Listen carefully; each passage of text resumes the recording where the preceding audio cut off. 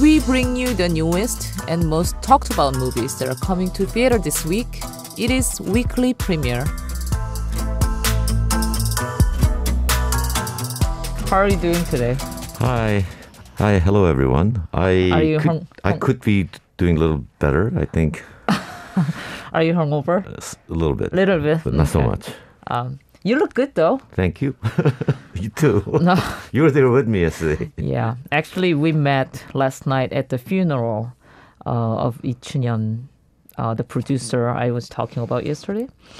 I delivered the sad news for those of you who don't know who Lee Chun-yeon is. He's one of the biggest, maybe I should say the biggest and the most, successful producers, movie producers. Well, I think his success is not from the movies, but his personality and what he's done for the film industry. And he's headed many, many organizations. And actually, he was a live witness of how Korean film industry grew from basically nothing to where we are now. So that's why he's very, very respected. Right.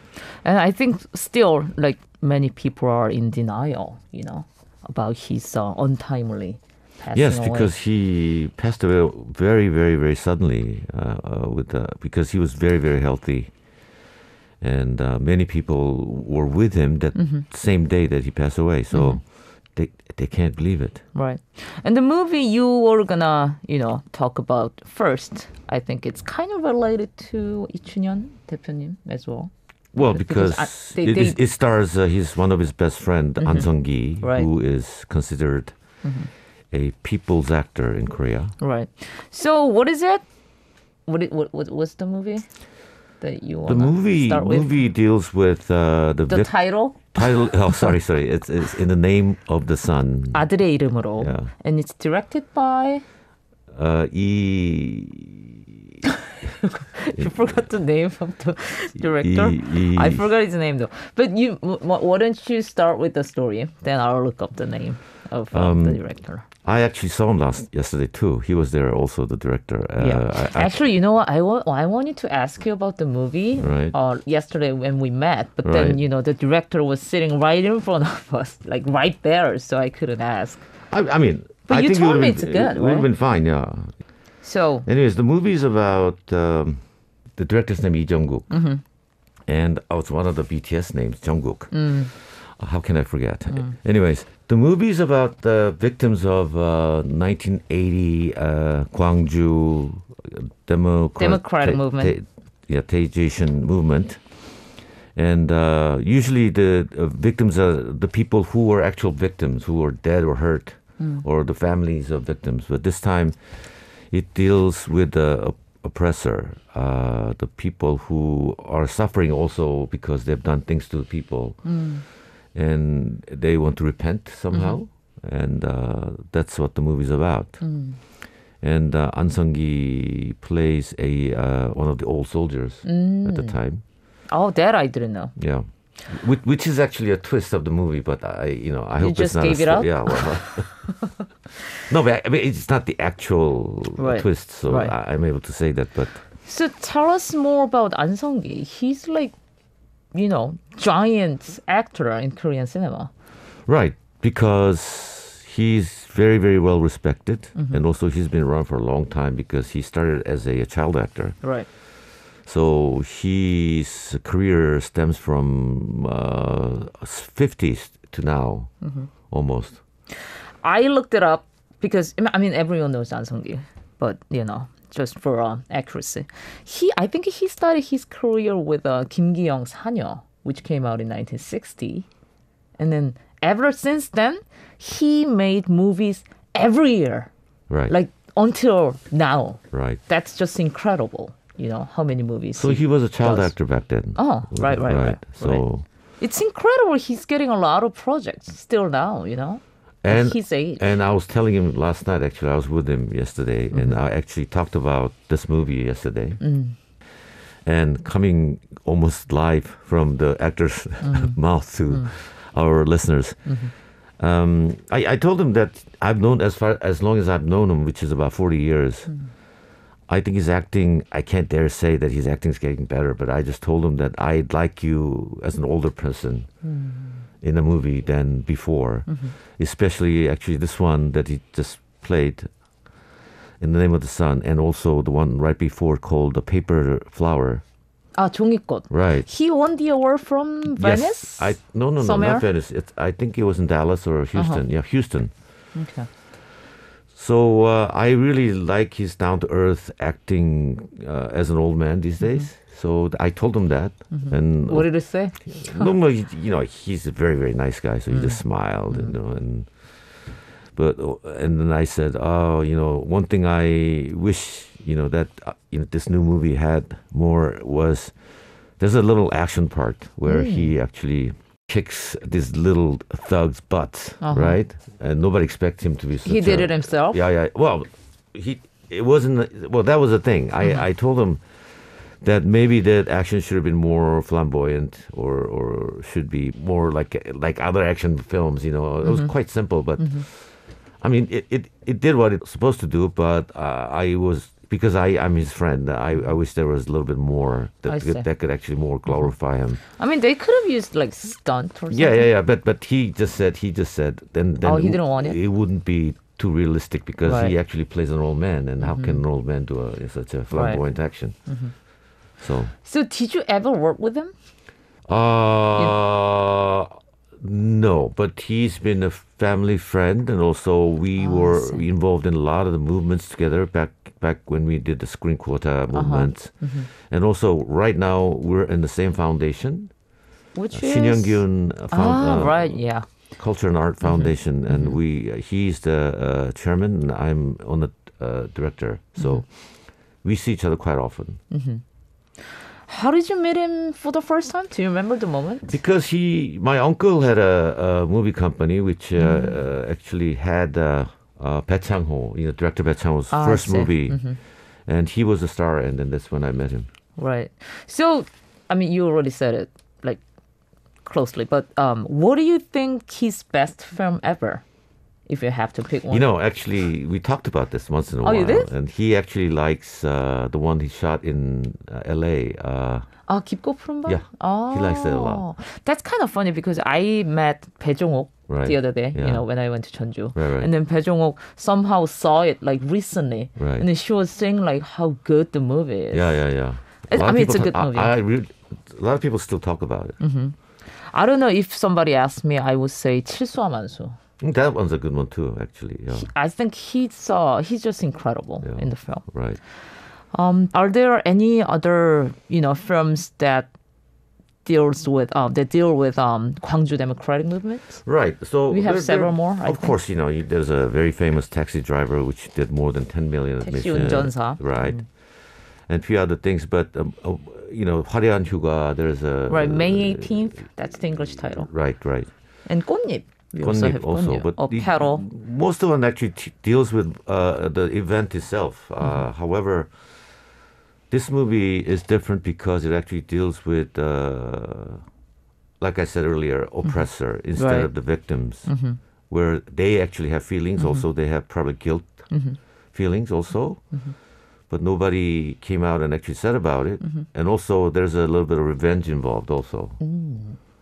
So it's kind of like Taken / I wouldn't say Taken, but the thing is, actually, when you see the movie, you'll know that that's what everybody wants to do. And there's actually dialogue in the movie says, Gwangju people are like water. And the other person says, what do you mean like water? Because if you're angry, you're supposed to take revenge or do something, and you guys don't do anything. And that was the actual dialogue from the movie, and which I thought, that's true. They really haven't done anything with all the things that they were done to them, I mean, I think it's been a while since we witnessed, movie about Kwang Ju Democratic Movement. So I think people are pretty excited about this movie. But then An Seong Ki and other crew members, I think they canceled the promotion event because of, death of Lee Chun-yeon. Right. Because when you usually open the movie, you go around the theaters, you do the stage, you put the bow and stuff like that. And I guess, isn't he the chairperson for the funeral? Yeah. He's one of the members, organizers. Sorry. Mr. Kim Dong-ho, the head of Gangneung Film Festival, is the chairman. But he because it's one of his best friend, he probably will be there for the next 3 days, fully. So I don't think he can do any promotion tours. Okay. So I don't know. Like, how would you think Korean audiences will receive this film? Now, this film could be perceived as a very political movie. It can be. It is. I mean, it is. It really depends on your political ideology, whether you're on this side or that side. I think people who more for the current administration will love it, and if they're on sort of on the right side, and I don't think they will really enjoy the movie. So. Let's see what happens. But it's still a very small film. They say the break-even point is about 300,000 admissions. So that's like 30만? Right. Okay. So, and also a lot of the payments for the crews and the post-production was deferred. So all the crew members are hoping that this will go over 300,000 admissions so that they could get some, the payments. I mean, it's possible because we don't have Korean films like right now in theater. Right. And, I think this movie takes a form of a commercial film, not really an art film. So actually, it's a thriller. So it's, and it gets actually message across, I thought. And some people think it's a little old style. However, I think the storytelling was fine. I mean, sounds fun. Yeah. Besides, apart from the historical side of the film. Arirang Radio. We're back to weekly premiere Thursday episode. Our second upcoming film is Becoming Astrid. What is it about? Actually, the movie is based on a true person's life, early life of a lady. She's a very famous author named Astrid Lindgren, who is known for, P.P. the Longstocking? P.P. Longstocking. P.P. Longstocking, yeah. P.P. Longstocking. And many other children's books. And she's a writer. And in her younger days. Did you grow up watching it? Or was it later? No, it's girl stuff. So That's sexist, Jonathan. That's sexist. Yeah, but when we were young, when we're little kids, of course, we don't really watch P.P. Longstocking. But I think it is really, really famous children's content. And then actually it was made into movies several times even, right? I think so. Yeah, I think so. And then I think it's a Swedish and Danish co-production. Seems like there are many co-productions between Sweden and Danish actually, and this one also. I think the Pele the Conqueror. Remember that movie? Actually, a lot of people think it's a Danish movie, but it's actually Swedish-Danish co-production. I mean, they used to have like big film industry. I mean, Sweden. That was like long time ago. Like I'm talking about like 1920s. Oh, right. Back in days, because the very prominent directors, and I think the industry was booming back then. But of course, after Hollywood took over, then I mean it's same anywhere. When Hollywood takes over, Korea is a little bit of a exception, but. And then, did you know it's pornographic films started in Sweden? That I didn't know. It's kind of famous though. They invented the payment system online. How do you know all this? I learned that when I was writing my dissertation. Okay. Good excuse. So, what did you think about the performance? Alba August, I think she's the leading actress. Let me tell you a little bit more about what the movie's about, because it's not just a simple story about a young woman. She actually has an affair with a married man and has a baby.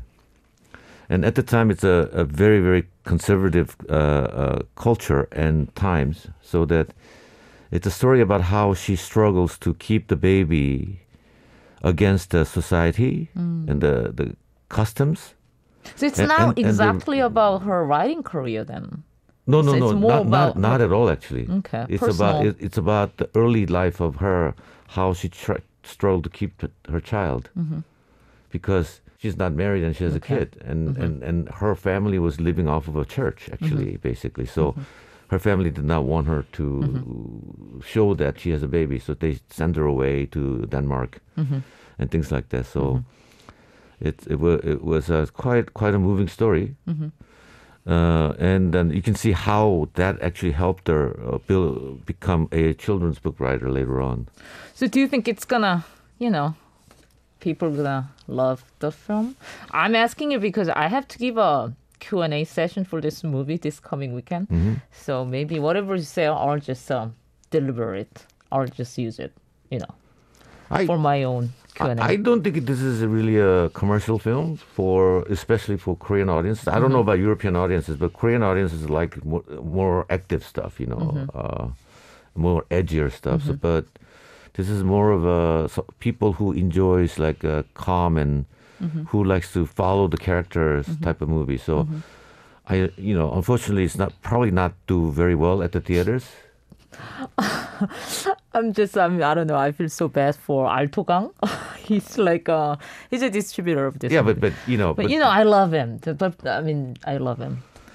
Don't take me wrong. I love the guy. I actually know him quite well also. But the thing is, I have to say it honestly. Yeah. It's a good movie, but good movie doesn't necessarily mean it's commercial, Right. I don't know. I thought about it's gonna be like typical autobiographical film, but then now listening to you, it's actually about her personal life. Struggling to have the baby. One section of her life, which is early days. That's kind of interesting. So we're out of movies for weekly premiere. I hope you guys enjoy. I hope you guys had a blast with Jonathan, our guest for this episode. We'll come back with brand new movies we've been all waiting for. Thank you, Jonathan. Thank you. Have fun. Have a great weekend. You just listened to Weekly Premiere. We'll be back with exciting new movie next week. So please come back.